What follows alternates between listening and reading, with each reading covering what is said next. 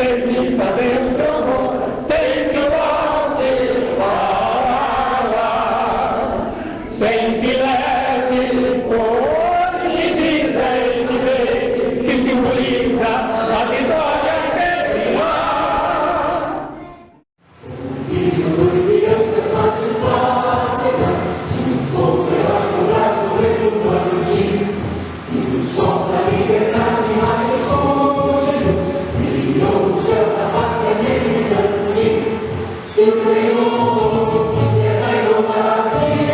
Conseguimos conquistar com um braço forte, em teu seio, ó liberdade, desafio o nosso peito à própria morte. Ó pátria mãe, ó batalha, salve, salve, Brasil, o sonho abençoado e livre, de amor e de esperança a terra desce, sem teu fogo do céu exolímpico, a imagem do cruzeiro resplandece, gigante pela própria natureza, és bela, és forte, pobre no oposto, e o teu futuro espelha essa grandeza, terra adorada, entre outras mil és do Brasil, ó pátria amada, dos filhos desse sol resplandente, pátria amada, Brasil.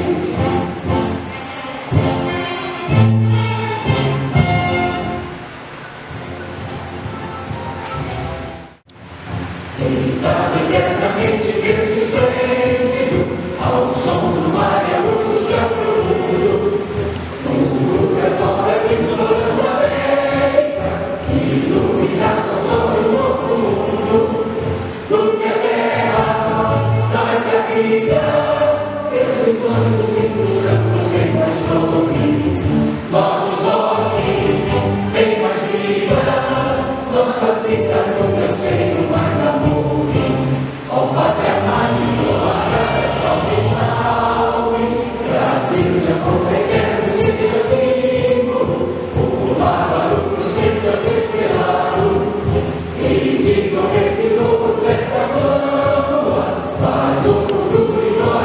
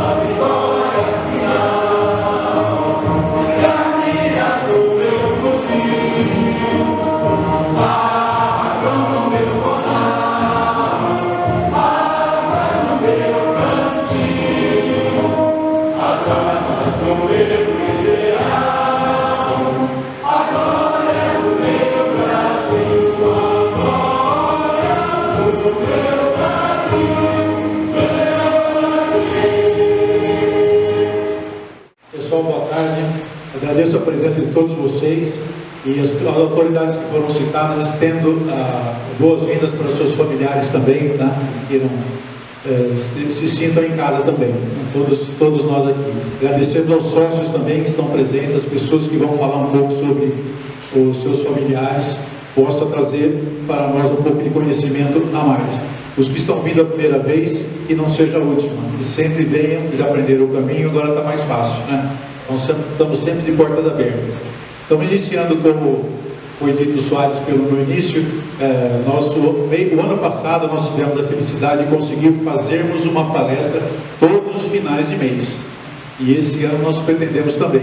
Então já quero estender para vocês o convite. No dia 22 de fevereiro, tem uma pessoa ilustre que vai falar aqui, nada mais nada menos que César Campiani. Para quem acompanha a FEB sabe, é um escritor, ele é referência na FEB, tem 5 livros escritos sobre a FEB na Itália. Ele virá fazer a palestra sobre Monte Castelo no dia 22 de fevereiro. Monte Castelo, a vitória de Monte Castelo aconteceu no dia 21 de fevereiro, e no dia 22 ele fará essa palestra para nós aqui. Ele mora em São Paulo, vem para cá só para fazer essa palestra para nós. Então eu conto com a presença de vocês também no 22 de fevereiro. E...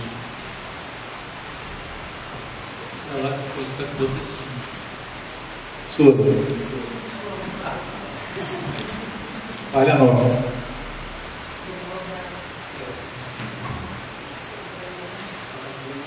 Nesta reunião hoje, estamos resgatando a história dos nossos combatentes, em especial os 328 que saíram da cidade de Campinas. Com uma mesa redonda, onde algumas famílias se inscreveram para relatar alguns acontecimentos marcantes com seus familiares. Resgatar a história é um dever de todos nós. Como está na frase escrita nas nossas camisetas, a história que um país não conhece, mas nós vamos contá-la. E queremos reverenciar todos os pracinhas que estiveram envolvidos na Segunda Guerra Mundial, e aos que foram e voltaram da Itália, aos que se feriram na guerra, como Marinha e Força Aérea, e uma reverência em especial aos brasileiros que tombaram durante a Segunda Guerra Mundial. Eu gostaria de pedir a todos que nós pudéssemos ficar em pé e vamos fazer um minuto de silêncio pelos que tombaram na Segunda Guerra Mundial, independente da força que representaram. Mas coisas que nós acompanhamos sempre o Exército, mas a Marinha foi uma das forças que perdeu grande quantidade de soldados também durante as escoltas, durante o patrulhamento na nossa costa. Então eu queria pedir para vocês um minuto de silêncio. Pode ser? Obrigado.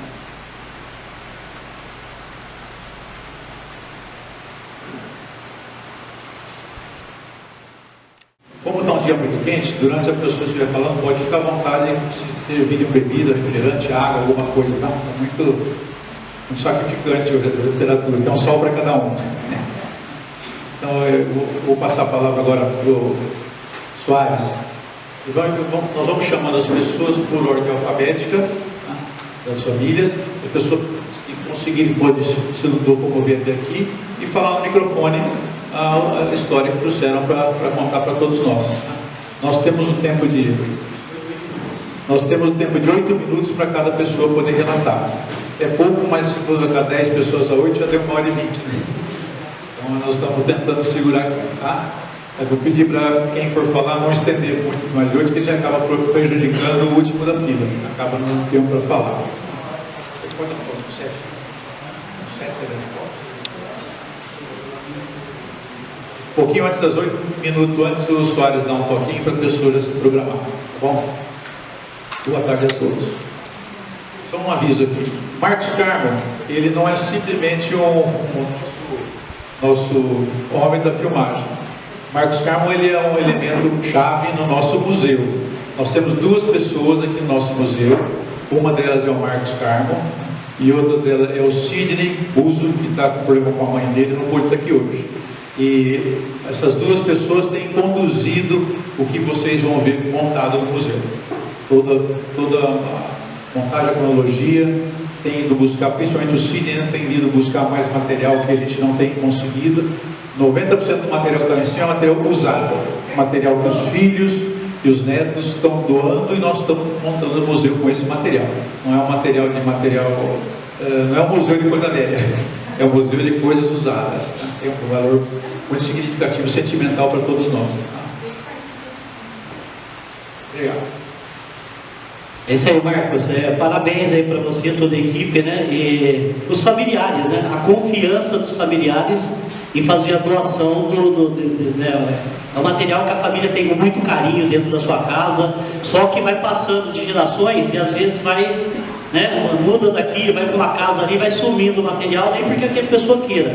E aqui no museu vai ficar eterno, hein? Né? Para as futuras gerações, os netos, bisnetos, todo mundo acompanhar. Então, parabéns para aqueles que doaram e aqueles que tiverem condições de doar algum material para o museu. É sempre bem-vindo, né, César? Então, parabéns. Como o César falou, cada familiar aqui, a gente vai falar o nome do combatente, né? Do expedicionário, e vamos falar o filho, a esposa, a filha que vai vir falar os 8 minutos. Cada um aqui, acho que fica uns 15 dias se for falar a história do pai. Então, por isso que a gente limitou em 8 minutos, né? A hora que for der 8 minutos, eu dou um toquinho da tolerância de mais um minutinho, até para não ficar cansativo, e depois tem o café, né? Então, aqueles que quiserem escutar os outros 15 dias da história, encontram ele no café, tá bom? Vamos lá. O combatente, né? Agripino Coelho Cavalcante. Temos a honra de chamar seu filho, Ayrton Cavalcante.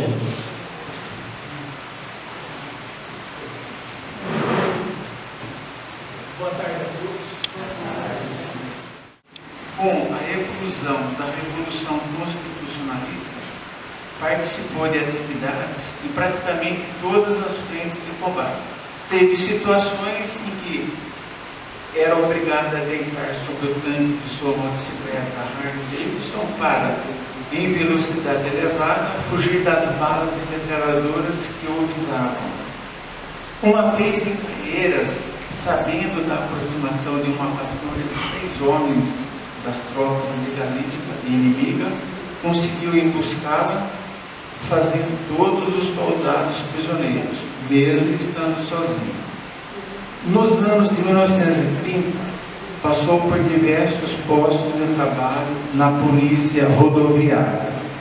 Em 1943, após a declaração de guerra do Brasil aos países do eixo, soube do chamado que esperava 80 voluntários para compor a polícia militar da FEB e lutar contra o nazifascismo na Europa.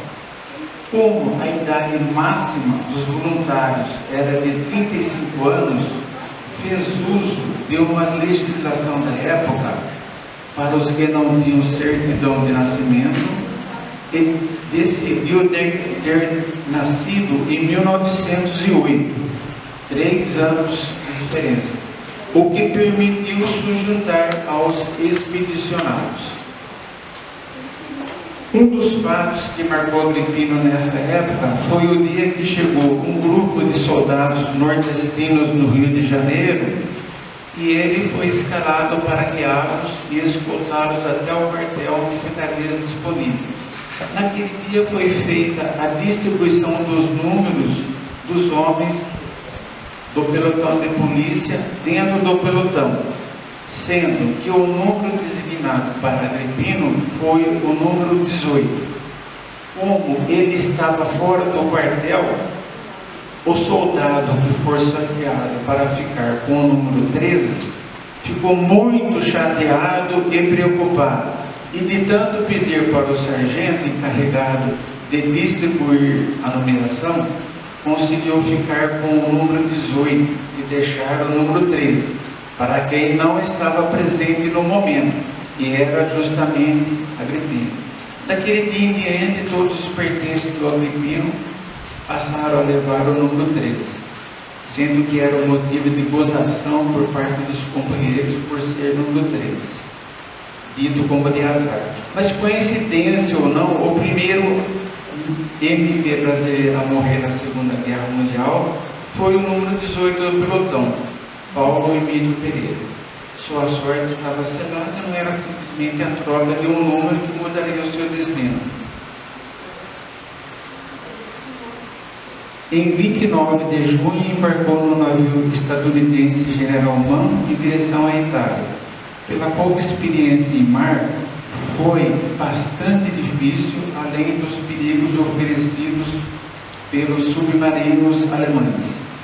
Em ações de combate, participou de policiamento de trânsito de cidades ocupadas, fez escolta de prisioneiros de guerra e, com isso, presenciou inúmeros fatos e passou por vários perigos.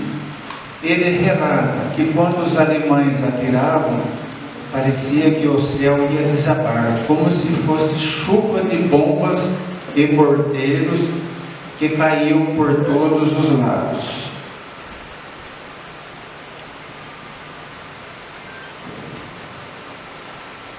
Quando trabalhava em posto fixo, principalmente nas pontes, o policial militar tinha junto a si um aparelho telefônico para comunicar-se com o outro PM que se encontrava do outro lado da ponte.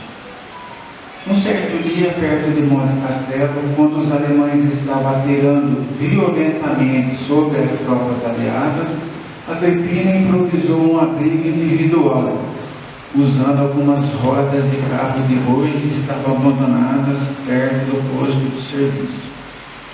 Durante o bombardeio, abrigou-se rapidamente e qual foi a sua surpresa ao verificar que uma granada havia atingido em cheio o aparelho telefônico, destruindo.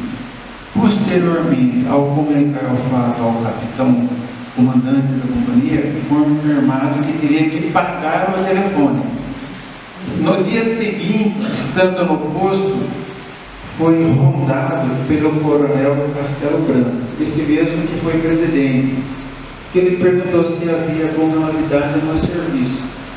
Sendo informado mesmo que sim, que o telefone fora destruído por uma granada alemã e que o capitão queria que o aparelho fosse pago, o coronel Castelo Branco pediu o nome do capitão e foi conversar com ele. O problema foi esquecido e nunca mais se falou no assunto. Mas também houve momentos de encanto, como aquele em que viu, em dezembro de 44, pela primeira vez na vida, a neve.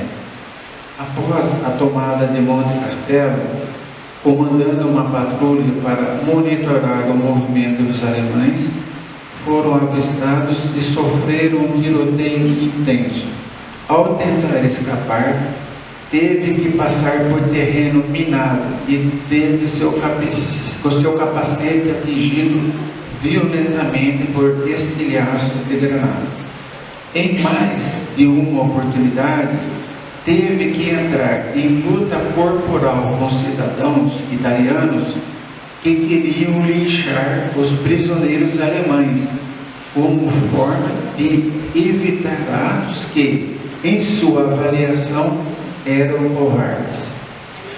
Participou de várias situações tensas e perigosas, como vigiar e acompanhar interrogatórios de inimigos reconhecidos como perigosos e escoltar grandes quantidades de prisioneiros por longos percursos a pé. Certa vez, ao avistar italianos sendo obrigados a trabalhos forçados por um soldado alemão armado com fuzil, efetuou o tiro que abateu o inimigo.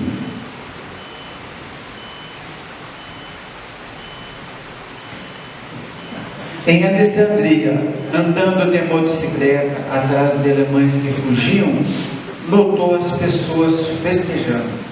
Foi parado por moradores que o levaram para tomar vinho. Era o fim da guerra. A chegada do Brasil foi uma festa grandiosa. As tropas da FEB desfilaram em meio à multidão. Em setembro de 45, foi reintegrado a Guarda Civil de São Paulo, aposentou-se em 53. Ele faleceu em 4 de setembro do ano 2000, aos 94 anos de idade. E dizia que, se fosse preciso, faria tudo de novo.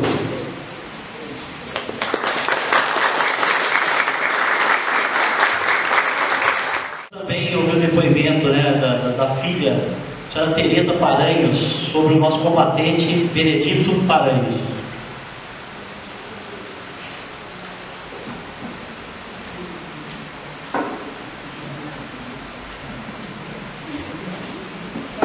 Todos.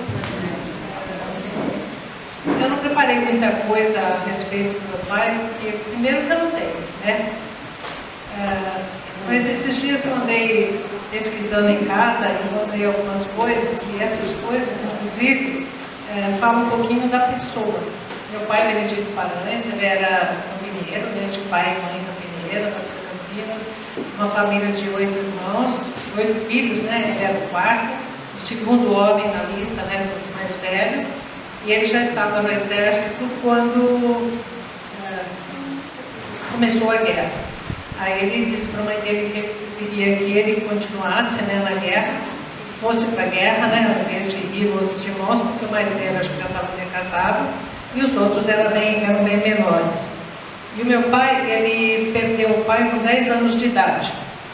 Então, nessas cartas que eu tenho aqui, eu andei lendo em casa, mostra que ele era bastante ligado com a mãe, porque a gente tem bastante cartas dele com a mãe. Só que com a mãe, a gente não conta coisas de guerra. Então, em termos de informações de guerra, a gente tem pouca coisa. Mas eu notei algumas coisas aqui que eu achei super interessante. Ele começa a corresponder com a mãe, e a mãe com ele. Quando ele já estava em Caçapava e nos outros lugares que ele andou, eu não consegui encontrar realmente. Eu sei que tem anotadinho, mas eu não me lembro onde foi exatamente que ele andou. Mas só sei que ele ficou quase 4 anos, ou mais de 4 anos dentro do exército, em função da guerra e 1 ano na guerra, né? Ele foi no primeiro pelotão. E nessa carta com a mãe, uma coisa me chamou a atenção, que ele sempre terminava a carta dizendo: "Deste seu filho que pede perdão e bênção." Eu acredito que o perdão é de estar fazendo a mãe dele sofrer e passar por aquilo que ela estava passando, de ter um filho na iminência de ir para a guerra. E nessas cartas são interessantes, né, as conversas deles, porque parece que ele, né, era um jovem conversando com a mãe, e era aquela conversa tipo: eu fiquei com resfriado, aí fiquei internado, foi dia de folga, mas eu não pude sair. E eram essas coisas bem filho, mãe. E as únicas cartas que a gente tem em casa é justamente dele com a mãe, nunca com outra pessoa, que foram as cartas que eu acho que a família guardou para entregar para ele, né, na avó. Isso porque a mãe dele faleceu no dia 25 de junho de 45. Eu acho que ele já estava embarcado e ele chegou aqui e não encontrou mais a mãe. E a preocupação dele, depois de ficar tanto tempo no exército, era se proteger. E eu encontrei em casa também, usando as coisas lá que você deixa em casa, uma Mauser 765, que toda tadinha, mais de 80 anos, enferrujado, estou colocando o WD para ver se dá para aproveitar alguma coisa, pelo menos para, acho que doar para a associação, né, se ela funcionar. Mas era, pelo que ele falou, era porque ele se sentia inseguro de voltar sem um revólver. Né? Depois de tantos anos armado, ele queria chegar com alguma coisa que desse para ele a segurança que eles tinham lá na guerra. E quando ele chegou no Rio de Janeiro, a irmã dele, né, a segunda irmã, foi como o marido buscava. E a primeira coisa, antes da notícia que a mãe tinha falecido, foi perguntar. Meu pai era Benedito Paranhos, mas tinha um apelido de Bem. Bem, você está armado? Ele falou: estou. Me dá sua arma que eu vou colocar na minha bolsa. Porque ela tinha medo que ele fizesse alguma coisa ao saber que a mãe estava chegando e a mãe tinha acabado de falecer há 20 dias. Então, essa parte bem humana que eu destaco do meu pai. Outra coisa que eu gostaria de citar aqui em relação a apresentar a figura, né, dele, é com a segurança. Imagina, meu pai demorou acho que 7 anos para se casar com a minha mãe, eles nem se conheciam quando ele foi para a guerra. Minha mãe ficou conhecendo meu pai depois que ele voltou da guerra, porque ela tinha amigos em comuns, e ela falava: nossa, será que vai sobrar um soldado para mim da guerra? E aconteceu. Minha mãe era 7 anos mais nova que meu pai. E só que depois eles casaram, né? E nós somos em 3 filhas mulheres. Talvez por isso também ele não contava tantas histórias de guerra para filhas meninas. Eu me lembro das coisas que ele contava, tipo assim, a gente passava nos lugares, tinha aqueles combates, tinha aqueles alemães no gelo, dava até dó de ver aqueles rapazes novos, sabe, até coladinhos, assim, até com a bochecha vermelha ainda. Nossa, era de cortar o coração. E a outra que sempre falava era o respeito para com as senhoras da comunidade italiana, pelo apreço que tinha com eles enquanto brasileiros. E aí me lembro também de outra coisa que tinha em casa que era super interessante, que eu acho que é reflexo da guerra, é que como a minha mãe escondeu esse revólver dele, essa pistola dele, que ela tinha medo, ele colocou um cacetete atrás da porta. Então, imagina, um homem, uma mulher, 3 meninas, né? E qualquer um que batesse na porta, a primeira coisa que ele fazia era catar o cacetete e sair com ele na mão. Ele nunca bateu ninguém, mas era uma forma de se proteger e se sentir que ele estava no poder da tropinha feminina que ele tinha conseguido. E outra coisa que eu me lembro do meu pai, em relação assim, à volta da guerra, é que, vocês sabem que naquele tempo a gente tinha muita imigração de europeus, né, de todas as nacionalidades por aí. Lá perto de onde eu morava, não era diferente. Então a gente tinha vizinhos de todas as línguas, né? Tanto é que a gente até aprendia a falar as palavras. E eles sempre eram desconfiados. Eu me lembro que tinha, acho que um senhor atrás de casa, que ele falava assim, não gosto desse homem, falava assim. E a gente não sabia, não conseguiu saber de que raça que era o homem, porque o homem não conversava com ninguém. Então ele era super desconfiado dessas pessoas, acho que é um reflexo realmente da guerra, de você não saber quem que era o seu amigo inimigo. Então, era sempre aquela observação, mas ao mesmo tempo a figura dele no bairro era que assim, meu pai ele andava marchando, né? Era até interessante. E os vizinhos tinham respeito por ele porque ele era um guerreiro, né? Então, a gente ninguém mexia, tinha um respeito com ele por conta dessa trajetória de vida. Então, acho que era isso, nessa oportunidade que eu gostaria de contar para vocês, mas essa parte humana mesmo, né? Da parte da pessoa humana, não histórias da guerra ou eventos que aconteceu dentro da guerra. Tá bom? Muito obrigada.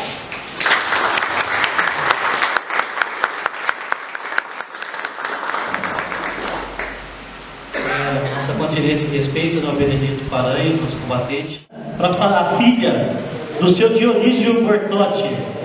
É isso? Cadê o nosso Dionísio Bortotti? A filha Patrícia Bortotti, por gentileza.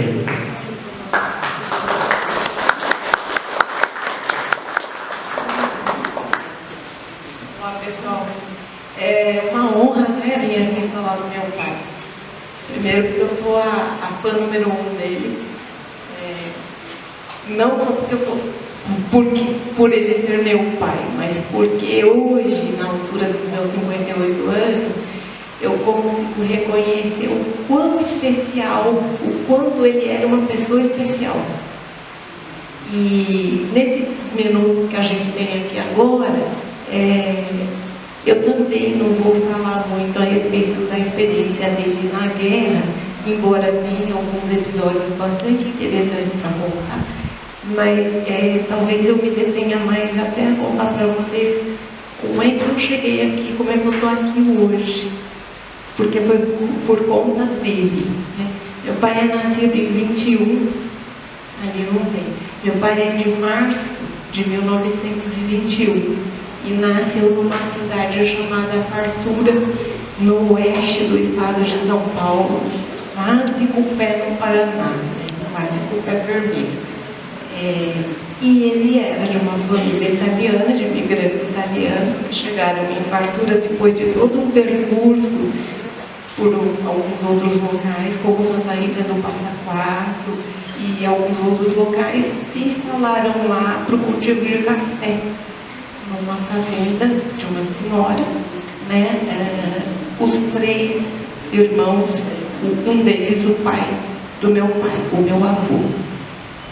Portanto, quando meu pai foi chamado, soube que tinha que se apresentar para o exército, ele estava no meio da lavoura, no meio da agricultura, do cultivo de café, né? E contava ele que ele ficou sabendo então que estava fixado na porta da prefeitura o rol de nomes que deveriam se apresentar numa cidade próxima, Bauru, né, que não é tão próxima assim, porque estavam na iminência de terem que servir, inclusive, na guerra. E então aquilo caiu como uma bomba na família, né? Porque imagina, sair do cultivo do café para, de repente, servir o exército. E aí ele era muito engraçado e ele falou que o primeiro problema que eles tiveram é porque assim, meu avô era muito duro, era muito austero e aí não tinha dinheiro para pegar o trem, para se apresentar. E então esses farturienses, tal qual ele, que tinham sido convocados para se apresentar, fizeram uma reunião entre si e falaram, como é que nós vamos? Vamos com dinheiro. E o primeiro desafio do grupo foi falar com o prefeito bancar o valor da passagem de trem. Eles tinham, enfim, chegaram, se apresentaram, e de Bauru, meu pai conta que foi para Campo Grande, recebeu um treinamento em Campo Grande, diferentemente de vários aqui, né, expedicionários que receberam em Caçapava. Então meu pai recebeu um treinamento em Campo Grande. De Campo Grande, aí sim eles passaram por Caçapava, foram para o Rio de Janeiro, e o meu pai foi um dos que acabaram sendo convocados para ir para a guerra. E um desses episódios, especificamente da guerra, já do envolvimento dele, né, com a participação na guerra, foi muito interessante, porque ele disse que ele ficou no depósito, e o Marco talvez consiga dizer para a gente o que era esse depósito com mais propriedade, que segundo o que eu entendi, era um lugar no Rio de Janeiro que ficavam aguardando para serem convocados, para serem chamados. Que então se apresentou uma autoridade lá e falou para quem tomava conta, para a autoridade local, preciso de 8 homens. E aí, né, o povo que estava lá se arvorou e falou, agora quem vai? Então a primeira, digamos, o primeiro convite foi, né, no bom senso, quem é que se dispõe? E aí meu pai fala que olhou, pensou e falou, olha, está muito pouco aqui, sobrou muito pouco. É melhor eu topar logo, porque não vai adiantar eu querer ficar por último, vou acabar tendo que ir, melhor que eu vá. E aí ele foi um dos que voluntariamente se dispuseram a aceitar então essa convocação.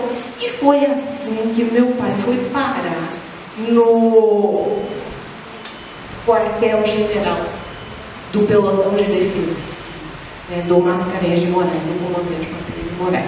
Então a experiência que meu pai tem é uma experiência assim, não é de fronte, foi de soldado de guarda do quartel-general do Mascarenhas de Moraes. E todas essas experiências que ele tinha, que ele contava, que ele teve e que ele relatava para a gente, eram sempre, nunca de ataque, obviamente, mas sim, não de ataque por eles, mas de ataque a eles, né? Então, as experiências dele de horror, dizer assim, era porque o quartel era alvo prioritário dos alemães, né? Então, episódios alguns assim de contagem de ataque, de infiltração de espião nazista nos arredores, que depois, né, de repente tem mais a gente falar disso. Meu pai, quando voltou, dá um tempo aí se eu estou avançando demais, quando voltou o navio que meu pai voltou, pegou fogo, e ele teve a experiência de que ainda estava, a morte ainda o perseguia, né? Porque o navio pegou fogo e a gente não tem muita coisa, porque ele contava que perdeu tudo porque queimou. Então tem algumas coisas que ele trouxe que era uma bagagem pessoal dele, e que estão guardadas, e mas tinha várias outras coisas que ele citava, mas que não conseguiu porque foram perdidas nesse incêndio. Eu fico muito feliz e vou contar rapidamente para vocês como é que eu cheguei aqui na associação. Foi por conta do meu pai. Meu pai não é, portanto, campineiro, e quando eu me mudei para cá, ele vinha para cá, e meu pai é uma pessoa de bem com a vida. Ele morreu com 101 anos, ele morreu vivo, né? Ele morreu vivo, porque quem dera a gente ter essa graça de morrer vivo. Ele saía andar por Campinas e ele descobriu por mim, né, muita coisa da cultura de Campinas que eu desconheci. Foi ele que me trazia. Então, um dia ele chegou em casa e falou: você não sabe o que eu descobri. Pai, o que você descobriu agora? Estava ali perto daquele mercado que tem ali. Eu estava conversando com um rapaz, e aí ele me falou que tinha um pessoal lá, um pessoal que se reunia ali perto, que foram para a guerra. E aí, final da história, ele descobriu a sede. E ele chegou para mim e falou: descobri a Associação de Expedicionários Campineiros. Isso foi em 91, né, Beto? 90? Não, mais.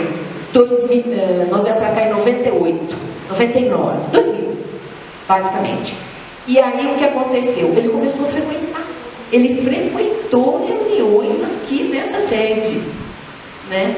E passado um tempo, ele morava em Fartura, quando ele voltou para cá, depois de algum tempo, ele disse para mim: poxa vida, estive lá naquele lugar, mas não vi ninguém. Estou achando que aquilo, não sei, me pareceu que está em decadência. E não vi ninguém lá, parece que só tem um rapaz lá. E foi um período de difícil, né, de dificuldades aqui da associação. Passaram-se anos. Um dia eu estou no meu prédio e vejo um cartaz lá. E aí eu resgatei o contato aqui com o Mica, com a família Piazon, e me voltei novamente ao contato da associação, que na verdade foi ele, né, que começou. Então é isso, acho que vou ter tempo aí. O recado, e muito obrigada pela participação, pela audição aí do meu livro, pelo convite. E agradeço essa reverência a ele, que não é campineiro, né? E enfim, é isso.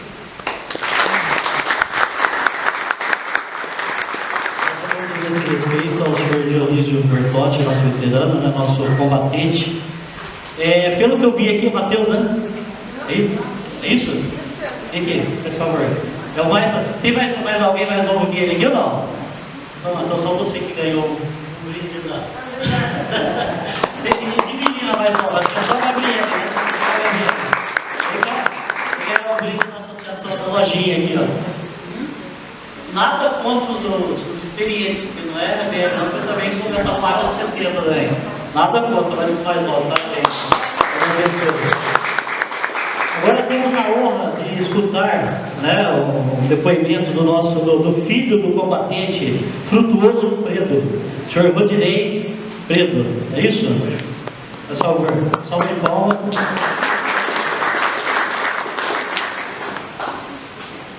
Bem, boa tarde, gente. Obrigado pela paciência aqui de me ouvir. Bem, o meu pai, quando ele foi convocado para a Segunda Guerra Mundial, ele já tinha 24 anos de idade e ele já trabalhava, ele era barbeiro, já tinha um salão de barbearia aberto, tinha 2 funcionários, um salão bastante grande, que precisou fechar, né? Ele foi convocado e viu que tinha que ir mesmo, né? E lá na guerra, no batalhão, a função dele era rádio. Ele transportava nas costas um rádio, mais ou menos tamanho, né? Bastante pesado, uma antena bem alta, e ele ia no front, na frente de todos, sondando o terreno, pelo que um pouco que eu sei, ia verificando como estava o terreno e transmitindo as informações para o batalhão, informando se deveriam continuar, deveriam avançar, deveriam aguardar ou deveriam voltar, né, e assim por diante. Mas aí um problema começou a aparecer, mais ou menos há alguns anos, acho que 3 ou 4 anos depois que ele chegou, ele voltou a montar no salão de barbearia e começou a voltar a trabalhar de barbeiro. Aos pouquinhos foi recuperando a freguesia perdida, né? E ele começou a trabalhar de barbeiro.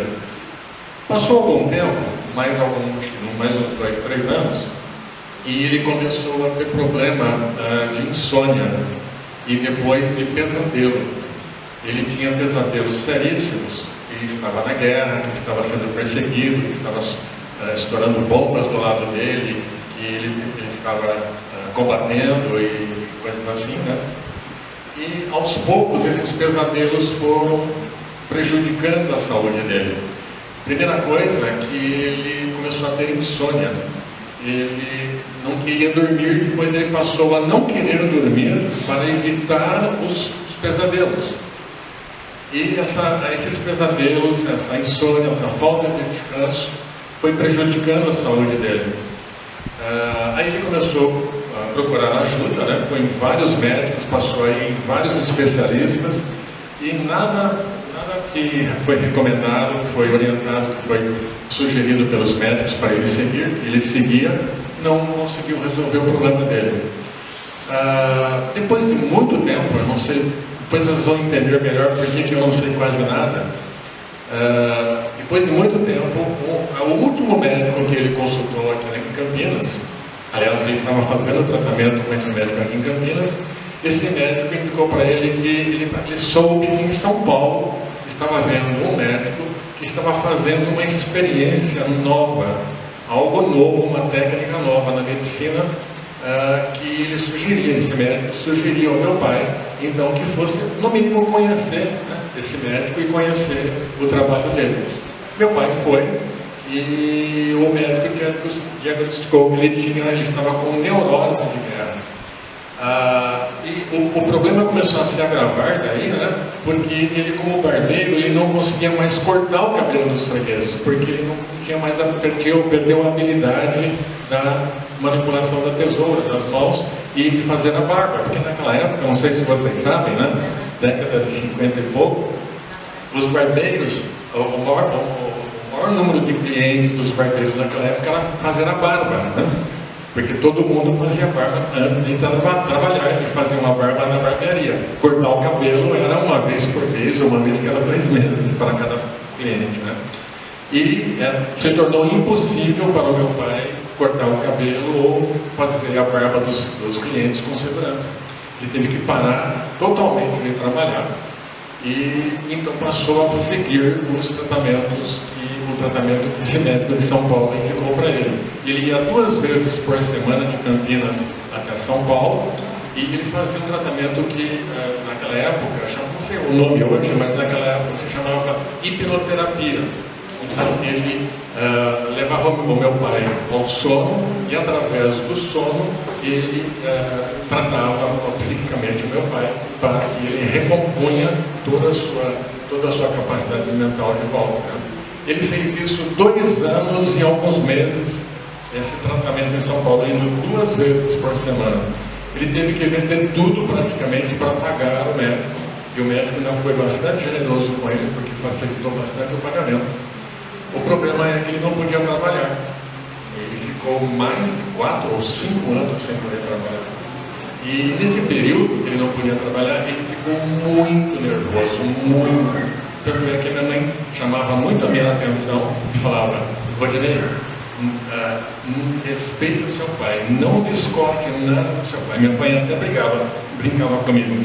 Se seu pai falar que o leite é preto, concorde, porque não mexa com ele, não atrapalhe a vida dele. Bem, felizmente meu pai terminou o tratamento e no último dia do tratamento meu pai falou, o médico do meu pai lá de São Paulo pediu para ele levar a minha mãe, né, falar com o médico que o médico precisava dar algumas informações para minha mãe. Chegando lá, o médico falou para minha mãe: tudo que eu podia fazer pelo seu marido eu fiz, mas todo esse tratamento é experimental. Eu tenho mais um paciente que tem um caso semelhante, não é um paciente que serviu na guerra, mas ele tem um problema bastante semelhante ao do seu marido, também está em andamento o tratamento dele. Então eu não sei o grau ou a probabilidade de sucesso desse tratamento. Pode ser que seja um sucesso total, pode ser que seja um sucesso parcial, e infelizmente pode ser que até ele tenha um sucesso a princípio e depois isso volte novamente daqui a uns anos, né? Então eu chamei a senhora aqui para que a senhora siga fielmente o que eu vou lhe informar. O seu marido, daqui para frente, ele está proibido de conversar com qualquer pessoa sobre a guerra, sobre o que ele passou ou não passou na guerra, o que ele viveu, vivenciou, o que ele soube da guerra. Ele está proibido de assistir filme de guerra, filme de bang-bang, filme violento, filme de terror, nem jornais, nem livros, nem revistas e muito menos noticiários sobre a guerra. Porque eu não sei se ao ele rever essas coisas relativas à guerra, isso não pode voltar. Esse problema psicológico dele possa voltar. E eu recomendo à senhora que a senhora, quando chegar na sua casa, convoque os parentes e os amigos que mais frequentam a casa da senhora e explique tudo isso para eles antes deles entrarem na casa. Porque o seu marido não pode conversar sobre assuntos de guerra. Pode conversar sobre qualquer outro assunto, mas eles não podem conversar sobre assunto de guerra, porque eu depois não posso me responsabilizar pelo resultado negativo desse tratamento. A minha mãe, primeira pessoa que foi vítima, foi eu mesmo. Ela me chamou um dia, logo em seguida, contou isso tudo para mim, pediu para não falar, e eu era super, ultra curioso para saber tudo sobre a guerra, e era proibido de perguntar tudo. Graças a Deus, meu pai se curou totalmente, mas eu nunca tive coragem de perguntar uma vírgula sequer para meu pai, mesmo depois de 10, 20 anos, 30 anos, não sei, eu não tive coragem. Aprendi tudo o pouco que eu sei sobre a Segunda Guerra Mundial e a atividade da FEB foi aqui, graças a Deus, na associação. Meu pai depois, ele se curou, ele fez parte de várias diretorias aqui na associação e até os últimos anos da vida dele, ele frequentou aqui a sociedade. Era isso que eu gostaria de trazer para vocês. Obrigado. Obrigado, minha consciência e respeito ao senhor Frutuoso Brito. Pessoal, um depoimento mais emocionante que o outro, né? Passa um filme na cabeça de todos nós, né? Os nossos combatentes heróis aí. Tá acabando, gente, falta só mais 5 horas, rapidinho. Vamos chamar homenagem, né? A palavra do filho, para falar do senhor João Bacarelli, o Marcos Carmo. Aí, você que vai falar? Ô Marcos, aí agora para filmar aí. Deixou ele ver de stand-by ali? Vamos lá, deixa ele. Aí, Marcos, aí. É Marcos Carlos Bacarelli. Não tem Bacarelli? Então Marcos Carlos. Estou cumprindo a missão pelos filhos aqui que não puderam estar presentes, o seu João Bacarelli, o seu Walter Bacarelli, todo mundo conhece. E, aliás, boa tarde, tudo bem? Que falta de educação, né? Muito prazer em ver vocês todos aqui, gente. Antes de falar do senhor Bacarelli, eu peço licença para um minutinho, como já foi citado aqui, fazer o convite que vocês conheçam o nosso museu e também que conheçam nossas dependências, melhor dizendo. Sabe, porque nós temos algumas adaptações acontecendo, de maneira que cada vez que vocês vierem aqui para a associação, vocês vão ver algo de novo, né? De novo do velho, né? Mas é de novo, e que é muito interessante, como a gente está conseguindo fazer dar certo aqui. Tem uns quadrinhos novos que nós colocamos aqui ao redor, a mesa que ficou interessante ali com algumas fotos dos ex-combatentes. Uma observação: neste bimestre ou trimestre, que a cada época a gente vai trocar essas fotos. Neste primeiro período, de 2 ou 3 meses, são fotos principalmente daqueles cujos familiares estão aqui presentes mais frequentemente, né? Então, do seu Evandro, do seu Miroque. Tudo bem, dona Léo? Muito bom ver a senhora aqui, viu, dona Léo? Muito bom ver a senhora. Do seu Miroque. né? O seu D'Angelo, o Major Beraldo, o Dr. Piazon, etc. e tal, né? Mas subam lá para o museu também, vejam que o nosso museu está ficando cada vez mais interessante. Agradeço muito, portanto, a quem tem contribuído conosco, tá bom? Do seu João Bacarelli, os filhos me pediram para eu falar um pouquinho, lá em Vinhedo não deu tempo, então eu falo aqui, né? Eu estou com o material do seu João Bacarelli, estou copiando, estou estudando esse material. Para quem não sabe, eu sou historiador, conheci a associação aqui quando eu tinha 15 anos, me apaixonei pela febre com a idade do Mateus, de 13 para 14 anos, estava indo para o 9º ano naquela época, era a 8ª série ainda. E daí eu tive sorte de conhecer o pessoal por ali. O seu João Bacarelli era cabo, ele era cabo da 8ª Companhia, do 6º Regimento de Infantaria, o famoso 6º RI, de Caçapava, de Taubaté, depende se era Caçapava ou Taubaté, depende do batalhão, acho que vocês já ouviram isso, né? Tem um pessoal que ficou em Taubaté, tem um pessoal que ficou em Caçapava, a sede do 6º é em Caçapava, visitem a sede do 6º, atualmente é o 6º Bio, não é, Coronel? Da 12ª Brigada, né? Aeromóvel. Muito legal o museu que tem lá no 6º Bio, visitem, né? Mas para comportar todo mundo, de Caçapava também houve a transferência para Taubaté e de certo modo para Lins, que fica perto de Bauru. Em Lins tem o 37º Batalhão, em homenagem ao Major Silvino, que era comandante do 3º Batalhão do 6º, o General Silvino, é o nome desse batalhão. Agora, encontrar a tropa de cada um, a qual pertenceu, não é muito fácil, porque referências diretas nós não temos mais aqui. Nosso último amigo ex-combatente, o seu Justino, faleceu há pouco tempo. O seu Valdomiro de Ângelo poderia nos falar até um número, né, de inscrição de cada ex-combatente, mas coincidências acontecem, sempre, sempre. E como eu digo também, gosto de dizer sempre isso. Apesar deles não estarem mais aqui conosco presentes fisicamente, eu tenho certeza, independente da fé de cada um, eu tenho certeza, nunca a gente se reúne sem eles aqui. A gente nunca se reúne sozinho. A gente sente isso no ar, a gente sente isso no ambiente, sabe? Esse gostoso de amizade junto e etc, né?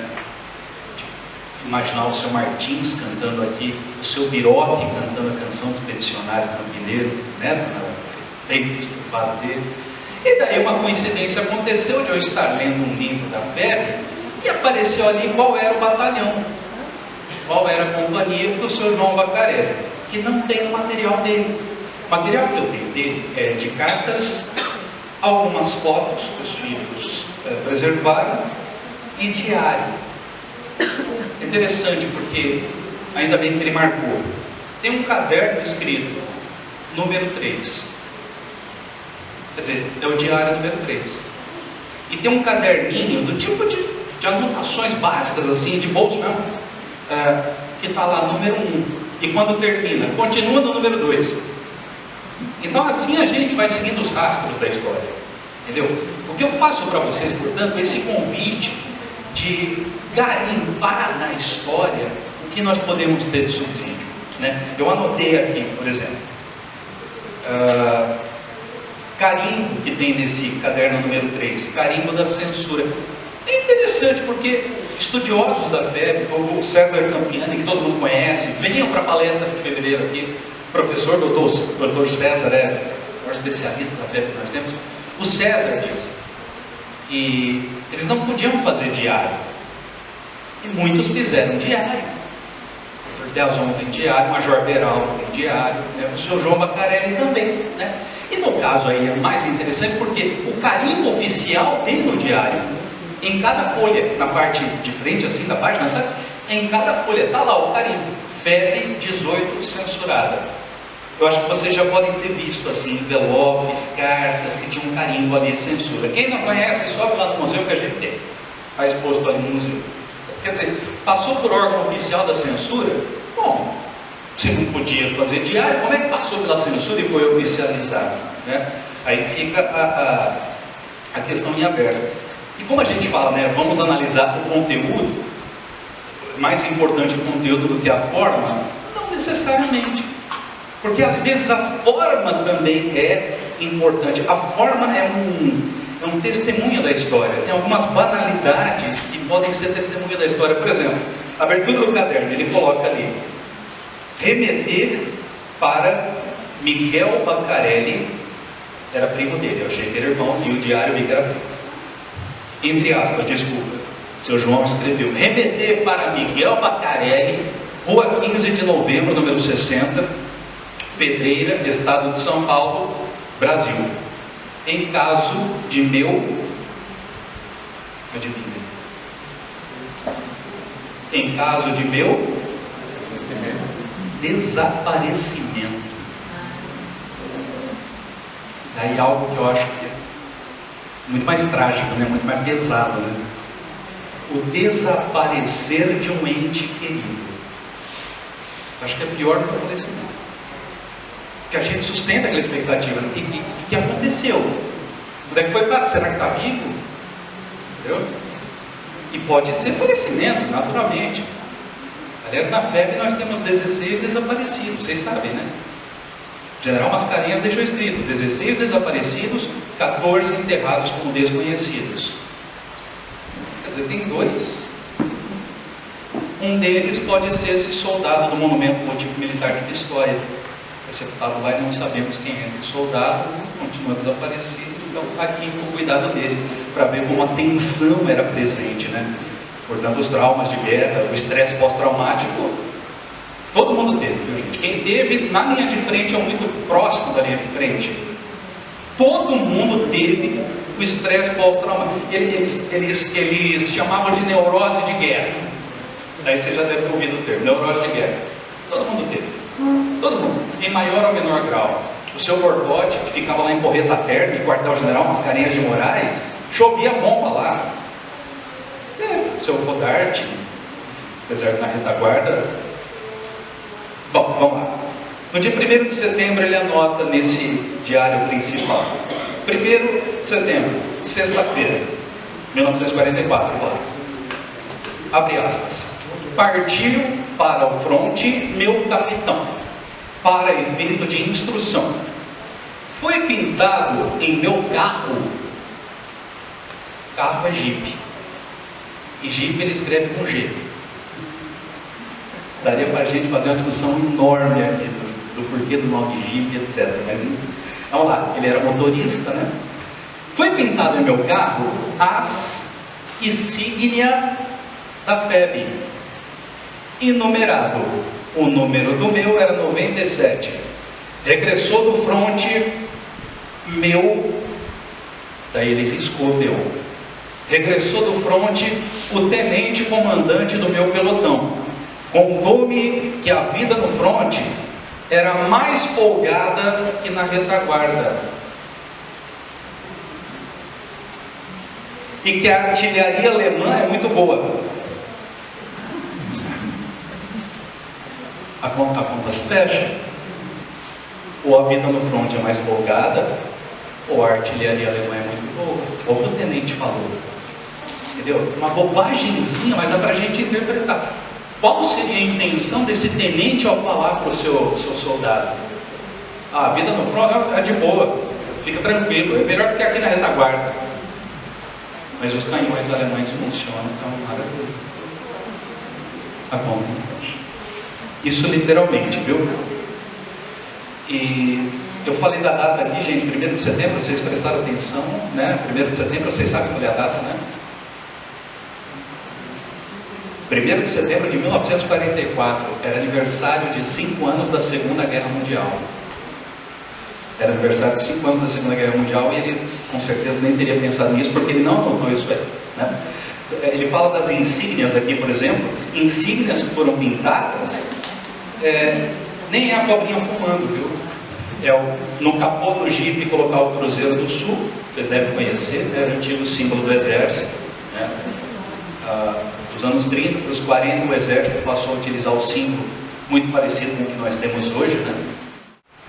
Isso, voltou a gravar. Eu não ensinei a ligar o auxiliar como grava. Pois é isso. Bom, eu tenho mais algumas observações, quero saber do tempo. 2? Ok, obrigado, mestre.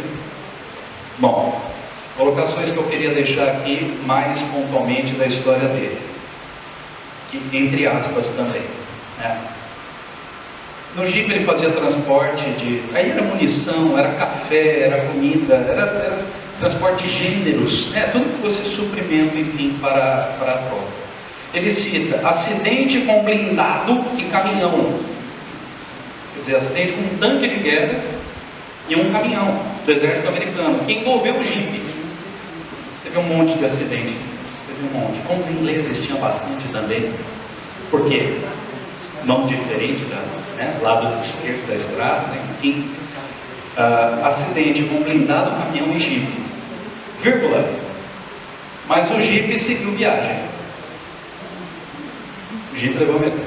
Banho quente em porreta térmica. Teve que trocar a água do banho 3 vezes. De tão suja que estava a água do banho. Isso porque ele não era da linha de frente. Buscar soldados para tomar banho, cortar cabelo e trocar de roupa. 4 de janeiro. Grande bombardeio em porreta térmica. Grandes poças de sangue. Isso era o quartel-general, repito. Grandes poças de sangue. Máquina de macarrão para a dona Anita, que era uma italiana, que então cozinhava para eles, que ficou chorando quando eles foram para a linha de frente. Janeiro, ótimo boato de que iam regressar ao Brasil para treinamento e prêmio por bravura. Foi boato só. Telegrama também que ele recebeu. 864634 significa. Os telegramas eram mandados assim por numeração de código. Cada número era uma mensagem. No livro Crônicas da Guerra na Itália, o Ben Braga escreve que um sargento da artilharia, numa crise de saudades, mandou 3 telegramas para a esposa: 29, 29, 29, 29, 29, 29, 29, 29, 29. 29 significa saudade. Ele mandou 3. Só podia 3 números. Os 3 que o seu Bacarelli recebeu. 864634. Traduzindo: nasceu menina, todos bem em casa, saudações de todos nós. Mais um, assim como o Dr. Piazon, mais um, partiu para a guerra, a esposa estava grávida. Aí nasceu, mais uma coincidência, nasceu a Lourdinha. Ele enfrentando a Lourdinha na Itália, metralhadora alemã, aí nasceu a filha Lourdinha na NTT. É isso. Gente, temos muitos apontamentos, temos muitas colocações a se fazer, temos muitos detalhes interessantes e que muitas vezes seria um motivo de honra até para o exército brasileiro. E os filhos não ficam se gabando disso, sabe? Por exemplo, o seu Frutuoso, o Zico, né? O seu Frutuoso ganhou a cruz de combate de 1ª classe. O Odinei nem citou. Mas enfim, para nós todos eles merecem a devida medalha de gratidão, né? Muito obrigado.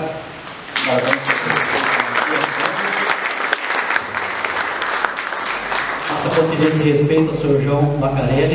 Ô César, que é curador do museu, hein? Você conhece tudo, cara, enciclopédia. Precisa marcar uma palestra só dele aí. Quem tem uma palestra do Marcos aí? Para escutar? Aí, né? Eu venho, com certeza, conhece tudo aí, né?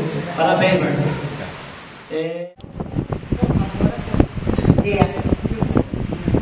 Meu nome é Lena, Norma Maria. Eu nasci em 1962, no Alto de 15 anos.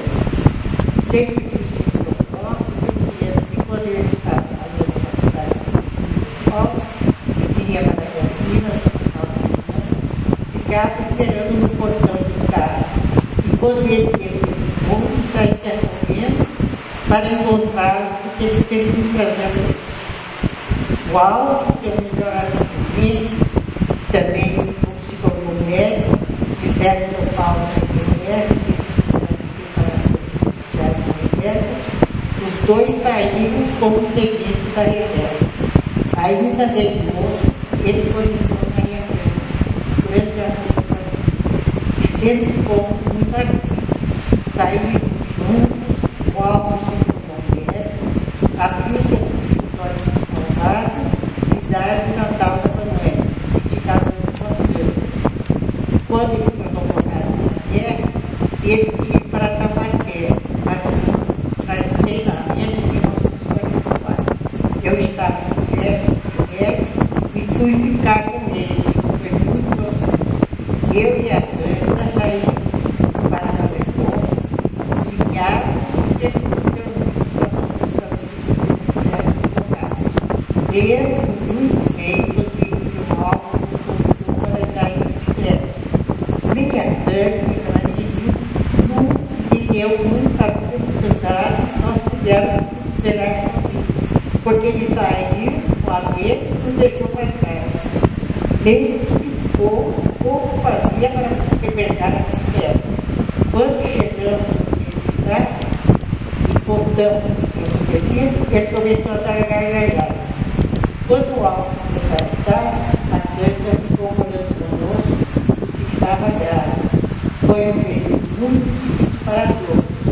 Minha mãe sempre muito religiosa e nesse período ia para a igreja do Rosário, rezar pelo filho, todos os dias. Ficou muito depressiva, nem pelo seu filho, ficou muito depressiva, nem conseguia fazer nada. Minha irmã Maria Nova teve que assumir os direitos dos acabados de casa. Sempre ficava nos atividades lá.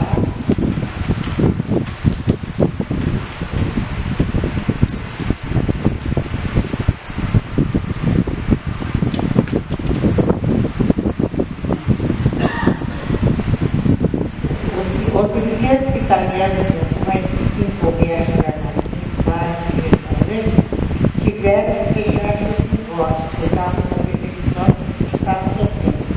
Mas, ao mesmo tempo, muitos italianos, como Fernando, casaram naquela irmã também, que tinham um retrato de Mussolini pendurado atrás da porta do retrato da casa. Todo mês, um álbum mandava um show e recebia do exército para a cama. Quem ia no banco para se receber era meu pai. Papai era um pouco tinha afobado. Parecia ser sempre culpa de estar sempre com pressa. Ele foi a primeira vez, caixa de foi a segunda, o mesmo, pago, caixa, tudo documento. De novo. Na terceira vez, quando o mesmo caixa de documento, ele disse, de novo, faz 3 meses que vem aqui e você ainda não me conhece?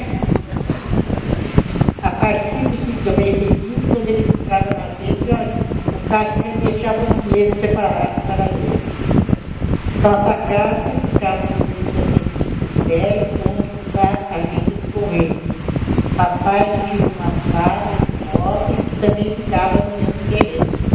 Foi justamente nesse período, tanto difícil sofrido, que a prefeitura resolveu alargar a comida e para isso